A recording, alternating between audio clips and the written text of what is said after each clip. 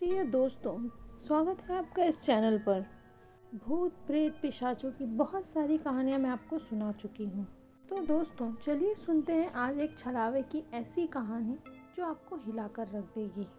यह कहानी मेरे दादाजी के एक मित्र के साथ घटित हुई थी। उस समय वो नगर परिषद अचलपुर में नौकरी पर थे। उस वक्त उनकी ड्यूटी परतवाड़ा से 3 किलोमीटर दूर गौरखेड़ा के नाके पर लगती थी। गाड़ी का ज़माना बहुत कम हुआ करता था। लोग आने जाने के लिए साइकिल का इस्तेमाल किया करते थे या कुछ गिनी चुनी बसें आती थी।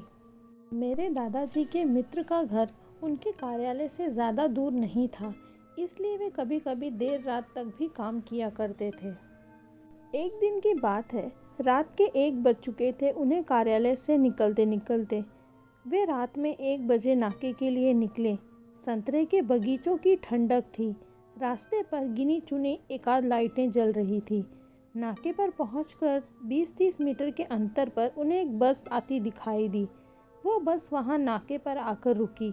उस बस के ड्राइवर ने कंडक्टर को नीचे उतरकर देखने को कहा कि नाका आया कि नहीं।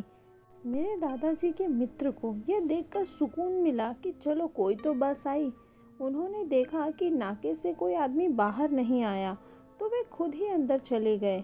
नाके के अंदर उन्होंने देखा अंदर एक आदमी बड़ी गहरी नींद में सो रहा था। उन्होंने उसको उठाया और बोला, अरे बाहर गाड़ी आ गई है और तुम अंदर आराम से सो रहे हो। वो आदमी एक बार तो चौंक कर बोला कि मैंने तो कोई आवाज़ नहीं सुनी। फिर भी वह उनकी बात सुनकर बाहर देखने आया तो बाहर कोई बस नहीं थी। वे बुरी तरीके से घबरा गए क्योंकि एकदम से बस कैसे गायब हो गई। वो नाके वाला आदमी जानता था कि उनके साथ क्या हुआ था।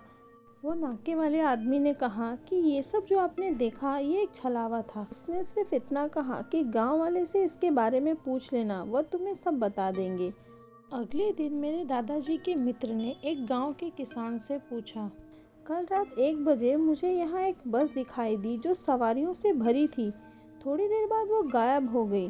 फिर उस गांव के किसान ने उन्हें पूरी कहानी बताई। 5 साल पहले इसी नाके पर एक बस दुर्घटना हुई थी और उसमें 20-30 यात्री समेत सब मारे गए। तब से अब तक कई लोगों को उस बस समेत ड्राइवर कंडक्टर का छलावा नजर आता है। किसान ने कहा, आप तो बहुत किस्मत वाले हो साहब, क्योंकि उस बस में चढ़ने वाला इंसान कभी वापस गांव को लौटकर नहीं आया। वो बस नाके पर आकर ज़रूर रुकती है और बहुत कम लोगों ने ही उसे देखा है। यह सब सुनकर उनके रोंगटे खड़े हो गए कि शायद कल उनकी मौत निश्चित थी, लेकिन भगवान की कृपा से वो बच गए थे। ऐसा छलावा अक्सर किसी न किसी ने कभी तो महसूस किया होगा। तो दोस्तों, मैं उम्मीद करती हूँ ये कहानी आपको अच्छी लगी होगी। इसी तरह और भी कहानियाँ सुनते रहने के लिए चैनल को लाइक करें, शेयर करें और सब्सक्राइब करें। धन्यवाद।